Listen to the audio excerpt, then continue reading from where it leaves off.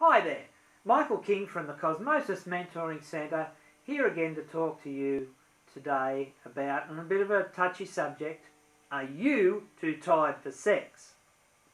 How do you know if you are in a sexless marriage? You've had a long, hectic day, you've had a full day at work, and when you come home you're immediately greeted by household chores and kids and a stack of bills to sort through. There's dinner to prepare and a report that's due tomorrow morning. Then, when you lie down in bed, eager to get much needed sleep, your husband gives you that look. Oh no! Something tells you that he's about to ask for sex, but you're just not in the mood. And you really actually haven't been in the mood for a long time. I'm tired, honey, you say, but he gets upset. You're always tired, he complains. Well, what do? You need to really talk about your needs. All marriage experts agree that communication is the heart and soul of a happy relationship. You may be physically exhausted right now, but it's important to maintain at least an emotional connection. Explain your feelings. It's better than rolling over and making him feel ignored and unwanted. And then listen to his feelings.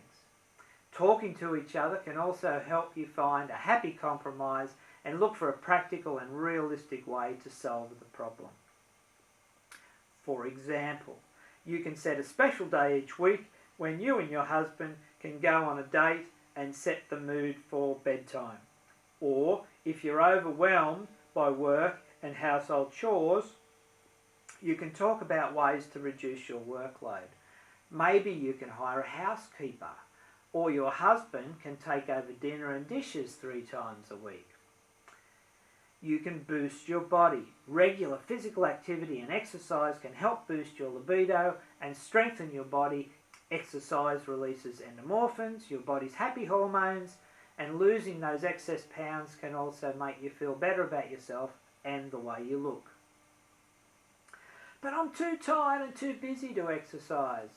Well, even just 20 minutes of regular exercise a day can boost your energy levels, and really you need regular exercise to maintain your spiritual fitness, your psychological fitness as well. It can be a way of bonding with your husband and your kids. Go for a walk after dinner, go dancing once a week, take up a sport. You can also get those 30-minute exercise DVDs. Try waking up 20 minutes earlier every day. Sounds hard, but it's worth it. You'll feel an increase in concentration and energy levels, and you can get more done in less time. Watch what you eat. You don't necessarily need to go on a diet, just eat a light dinner. Heavy meals can make you feel sluggish, and high sugar desserts will lead to an energy crash just when you're going to bed. Certain foods have also been known to increase libido.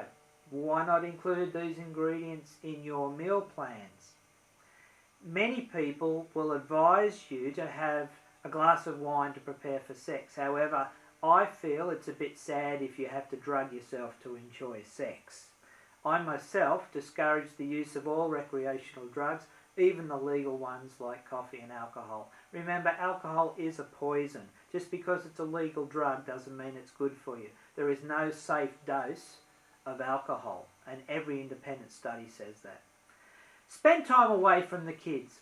It's hard to get into the mood or even connect as a couple when every free minute of your day goes to the kids.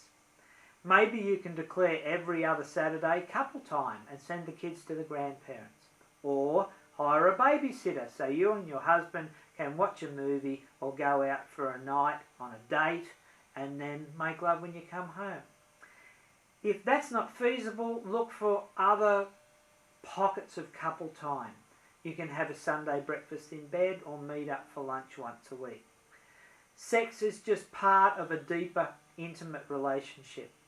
It's hard to feel physically connected when your conversations revolve around errands or the kids' sporting events or whatever. Set time to just talk. It will strengthen your marriage and give you much needed stress relief. Another thing is, make sure you celebrate the little occasions. Don't wait for Valentine's Day or your wedding anniversary to do something special together.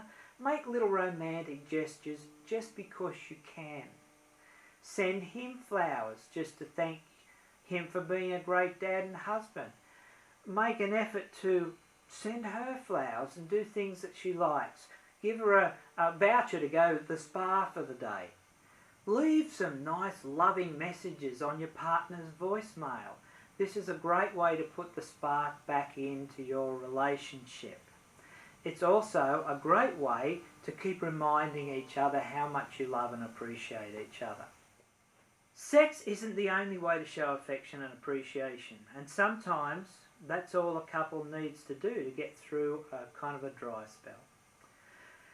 What are the signs that you're in a sexless marriage? Sex and intimacy are very important foundations in any marriage, and it makes the partners feel secure and safe in the relationship, and it also creates a bond between them. When intimacy and sex leaves the marriage, you can be sure that it is indicative of brewing trouble. The definition of a sexless marriage should be qualified though. Doesn't necessarily mean that sex has totally left the marriage. For example, if you want to have sex every day, but your partner is only willing to have sex twice a week, it's not a sexless marriage. If you want to have sex at least 2 or 3 times a week, and your partner is only willing to have sex 2 or 3 times a month, then you're starting to be in big trouble. If you want to have sex 3 times a week and your partner is only willing once a month, it's certainly a sexless marriage. Needs aren't being met.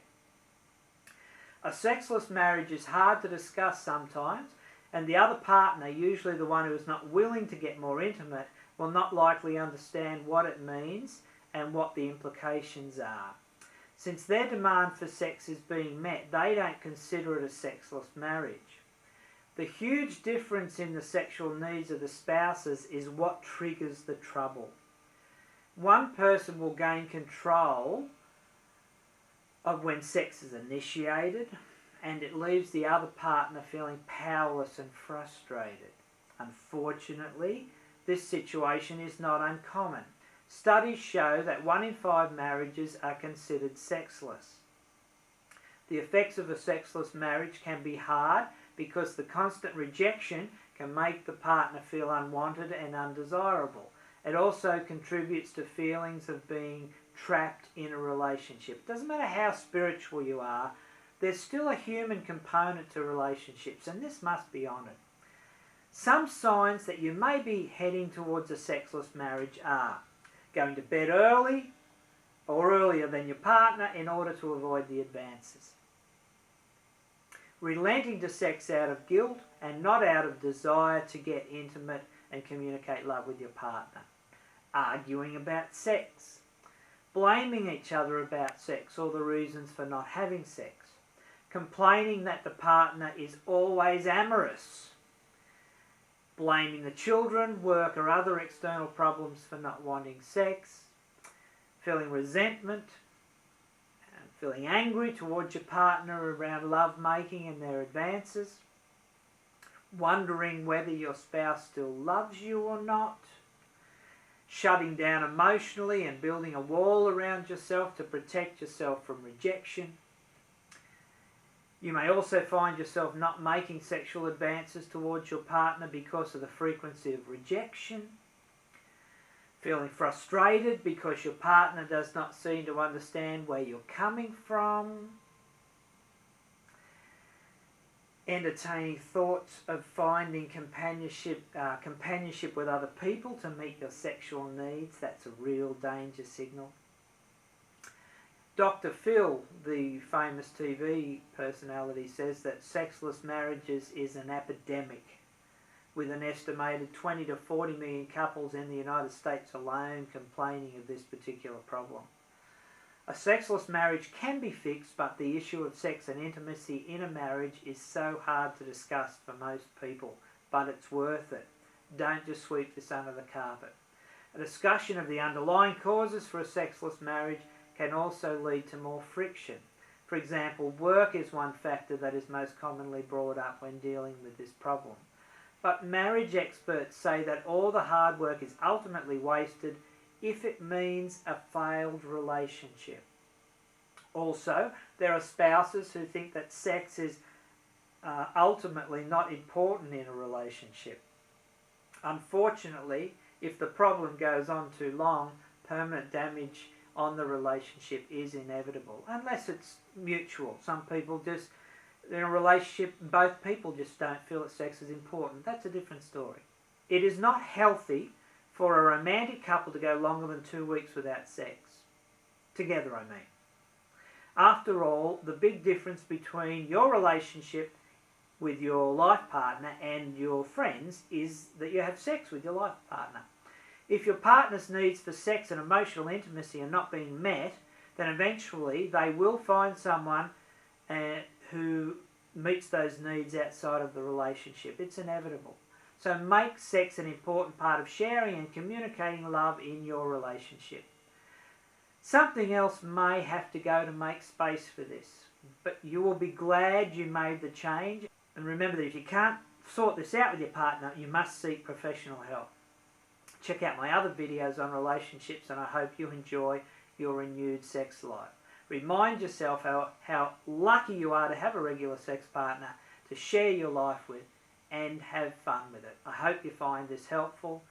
I look forward to meeting you sometime at one of our Cosmosis transformational events. I just want to add that, you know, there are life events which occur in your life sometimes, like when a woman has a baby. She's going to go through a period where she's not interested in sex. That's a different story. You just got to be tolerant of that and then gradually bring lovemaking back into the equation. Keep on loving.